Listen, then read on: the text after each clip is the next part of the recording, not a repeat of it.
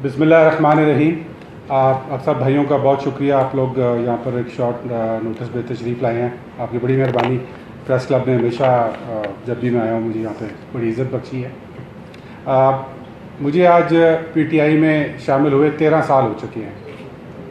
इन 13 सालों में हमने एक नज़रिए के तहत इस पार्टी को ज्वाइन किया, इमरान खान साहब को ज्वाइन किया, और एक बड़ा ख्वाब था पाकिस्तान के लिए, एक ऐसा ख्वाब जिसके साथ पाकिस्तान की मेजॉरिटी पॉपुलेशन जो है वो चली।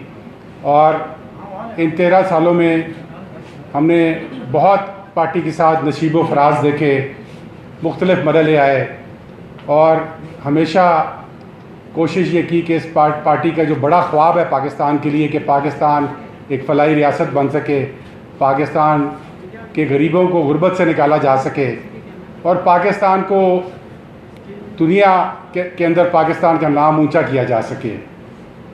करप्शन के ख़िलाफ़, मेरिट के ऊपर, ये तमाम उस एजेंडे का, उस ख्वाब का हिस्सा था जिसके लिए हमने पीटीआई को 13 साल पहले ज्वाइन किया। और इसी नज़रिए के साथ, पूरी तनदेही के साथ, पूरा अपना दिल लगा के, अपना खून पसीना लगा के, जो भी हो सकता था मेरे से, मैंने इस पार्टी के लिए किया।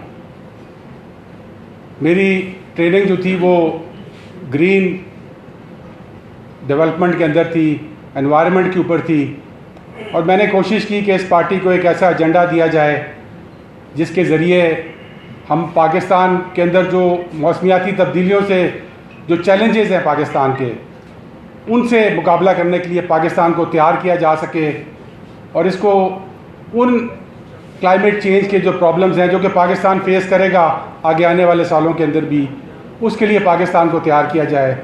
और इस ग्रीन एजेंडे को सिर्फ ज़बानी बयानी नहीं रखा, बल्कि इस पार्टी के लिए 2013 के अंदर, जिसके ज़रिए हम पाकिस्तान के अंदर जो मौसमियाती तब्दीलियों से जो चैलेंजेस हैं पाकिस्तान के, उनसे मुकाबला करने के लिए पाकिस्तान को तैयार किया जा सके, और इसको उन क्लाइमेट चेंज के जो प्रॉब्लम्स हैं जो कि पाकिस्तान फेस करेगा आगे आने वाले सालों के अंदर भी, उसके लिए पाकिस्तान को तैयार किया जाए।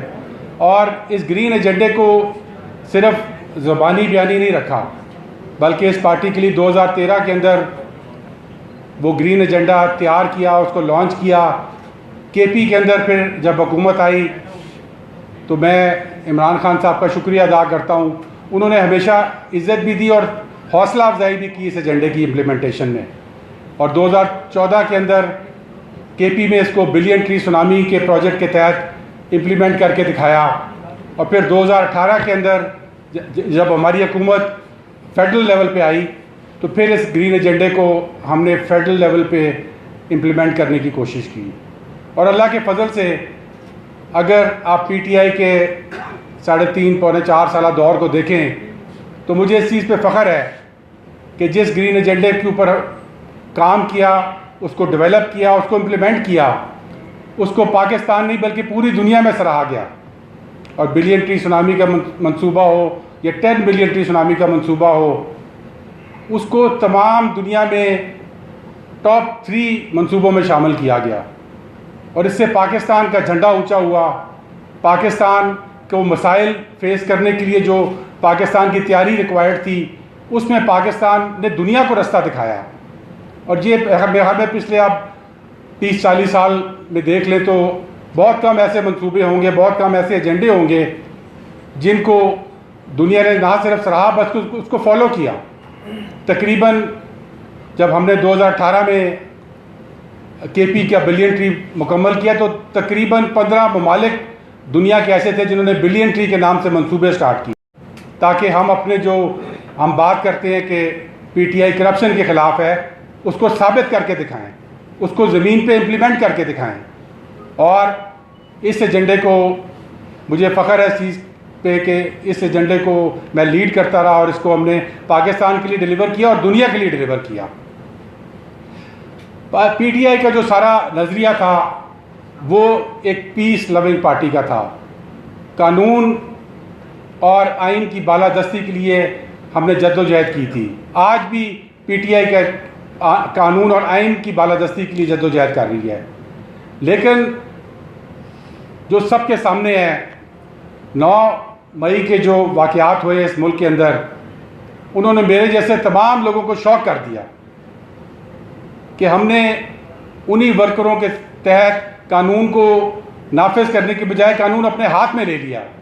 हमने अपने शोहदा की यादगारों को नहीं छोड़ा, हमने MM आलम के जहाज़ को नहीं छोड़ा, हमने जहाँ जहाँ जिस शहर के अंदर वो जुलूस निकाले गए, उनके टारगेट हमारी आर्म्ड फोर्सेस की तनसीबात थी। मैं नहीं समझता कि ये प्लानिंग के बगैर ये एक पैटर्न हर शहर में फॉलो किया जा सके। आज 10 दिन उस वाक़े को गुजर चुके हैं। आज हमारी लीडरशिप को यह चाहिए था कि बजाय इसके कि हम जुडिशल इंक्वायरियाँ और दूसरी इंक्वायरियों की बात करें, हमें अपनी इंट्रा पार्टी इंक्वायरी करनी चाहिए थी। इन 10 दिनों के अंदर वो काली भेड़ें, वो लोग जो इस मज़मूम एजेंडे में शामिल थे, जिनके बगैर ये हो नहीं सकता था, उनको हमें बेनकाब करके टांग देना चाहिए था। लेकिन हम देखते रहे, यहाँ पे कुछ भी नहीं हुआ। और आज मैं समझता हूँ कि ये एक ऐसा एजेंडा है जिसके साथ ना मेरे जैसे लोग कभी थे, ना हैं और ना कभी रह सकते हैं। ये तो वो एजेंडा है जो कि हमारी पार्टी की तमाम लीडरशिप गिरफ्तार थी। जब गिरफ्तार थी, इजलास नहीं हो सकता था, तो इस हवाले से अगर इजलास बुलाया जाता है, तहकीकात होती हैं, आप वापस जाएंगे पार्टी में, या ये सिर्फ इल्जामात की बुनियाद? नहीं, देखें कोई इल्जामात की बुनियाद नहीं है। हकायक लोगों के सामने हैं, हमारे सामने भी हैं, लोगों के बयानात हैं, कई वो आपके सामने टीवी पे चल रहे हैं। वो लोग जो हैं वो भी लोग आवाम के सामने हैं। टीवी पे चल रहा है कि किन लोगों ने लोगों को उकसाया, किन लोगों ने डायरेक्शन दी कि आपने कहाँ जाना है। आपके सामने है वो बात। इतने अनजान आप भी ना बने, आपको नजर आ रहा है टीवी पे भी वो, लेकिन उसके ऊपर कोई एक्शन नहीं हो रहा पार्टी से। मलिक साहब, एक तो ये बताएं कि पार्टी का एजेंडा और उनका जो माइंडसेट है वो तो धरने में पता चल गया, 2014 में जो उन्होंने दिया था। उस वक्त की आपकी क़यादत ने इनको उकसाया था, आपकी क़यादत ही उनको जगह जगह भेज रही थी, गाड़ी मिलाप में नुकसान हुआ था, जब सरकारी इमारतें जलाई गई थी, उस वक्त आपने पार्टी को क्यों नहीं छोड़ा? देखिए 2014 का जो धरना था, बिल्कुल उस धरने में मैं भी उसका हिस्सा था, धरने में बैठा वहाँ पे। उस वक्त हमेशा खान साहब हमेशा ये बात करते थे और आज भी वो ये बात करते हैं कि हमने पार्टी को कानून कभी अपने हाथ में नहीं लेने देना, और ये पार्टी कानून और आइन की रखवाली के लिए पार्टी बनाई गई है। लेकिन जब एक चीज़, एक इतना बड़ा इंसिडेंट हुआ है, पाकिस्तान की हिस्ट्री में कभी ये नहीं हुआ। पाकिस्तान की आप तारीख देख लें, कभी इस लेवल तक कोई भी पॉलिटिकल प्रोटेस्ट जो है वो नहीं किया। लेकिन उसके बावजूद वो शक्लें भी सबके सामने हैं, और वो शक्लें अगर आप मुझसे कहेंगे मैं उनके नाम भी ले लूँगा, आज नहीं, आप सब टीवी पे नज़र आ रही हैं। तो उनको, और वो बहुत जल्द सब बेनकाब, बहुत जल्द सब शक्लें बेनकाब हो जाएंगी, उन सब का प्रूफ मौजूद है। तो उसके बावजूद अगर आज उनके साथ ला ताल्लुकी का इजहार भी नहीं करते, तो फिर इस पार्टी का एजेंडा तो कोई और चला रहा है।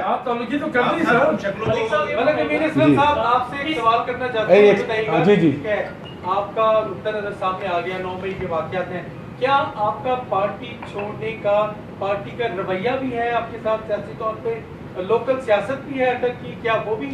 देखिए नहीं, उस पर बिल्कुल कोई लोकल सियासत और कोई पार्टी का रवैया नहीं है। पार्टी आज एजेंडे के ना मैं साथ, जिसका मैं कहा था, ना मैं हूँ और ना मैं रह सकता हूँ। इन्हीं लफ्जों के साथ पार्टी के अंदर एक करके अगर बात की जाए, इमरान खान की बयानात जो है पिछले 1 साल से हम देख रहे हैं कि फौज मुखालिफ बैंड या उनके जो है सामने आ चुका था, तो आपने उस वक्त क्यों पार्टी नहीं छोड़ी? क्या अभी किसी तरह से प्रिपरेशन है, दबाव? देखिए, कोई मुझे किस चीज़ का दबाव हो सकता है, आप बता दें। मैं आपके सामने बैठा हूँ, किस चीज़ का दबाव हो सकता है, किस तरह आपको लग रहा है? बिल्कुल किसी चीज़ का दबाव नहीं है। और मैं समझता हूँ कि आप जो बात कर रहे हैं कि इमरान खान साहब ने कभी भी फ़ौज के ख़िलाफ़ बात नहीं की, वो हमेशा चंद लोगों के ख़िलाफ़ बात करते रहे। और जो हमारा वर्कर जो उस दिन निकला है, उसको मैं समझता हूँ कि इसलिए मैंने बात की कि ये इंट्रा पार्टी इन्वेस्टिगेशन 10 दिन के अंदर हो जानी चाहिए थी कि कौन वो लोग थे जिन्होंने वर्करों को लिबर्टी मार्केट से निकाल के हमारे फ़ौजी तनसीबात के घरों तक पहुँचाया। 8-10 किलोमीटर का वो सफ़र है, ऐसी तो मौत नहीं निकलता। कई प्रोटेस्ट में हम भी रहे हैं, लाहौर में भी रहे हैं। और कौन वो लोग थे जिन्होंने बताया कि लाहौर में भी ये करना है, पेशावर में भी ये करना है, मियांवाली में भी ये करना है, कराची में भी ये करना है। ये पाकिस्तान के ना सिर्फ मैं समझता हूँ कि इंटरेस्ट के खिलाफ बल्कि एंटी पाकिस्तान एजेंडा है जिसको फॉलो किया गया 9 मई को। असगर साहब ये फरमाइएगा कि आजकल पाकिस्तान में सियासतदानों के ज़मीर जागने का मौसम है और आप भी उसी सिलसिले में यहाँ तशरीफ लाए हैं और हम आपको कवर करने हाजिर हुए हैं। आप भी तो पार्टी का हिस्सा थे, आपके ऊपर इतनी बड़ी जिम्मेदारी इमरान खान साहब ने डाली, इतना बिलियन ट्री सुनामी प्रोग्राम आपको दिया, आप एक इम्पोर्टेंट हैसियत रखते थे। कितनी दफ़ा आपने पार्टी को कहा कि सन 9 मई की तहकीकात की जाए और वो कौन था जिसने आपसे इख्तलाफ किया? देखें, मैं 9 मई के बाद कोई मैं कोर ग्रुप का कोर कमेटी का हिस्सा हूँ PTI की, उसकी कोई मीटिंग नहीं हुई और मैं कई लोगों से कह चुका था कि जिस दिन वो होगी उस दिन ये बात बरमला मैं कहूँगा।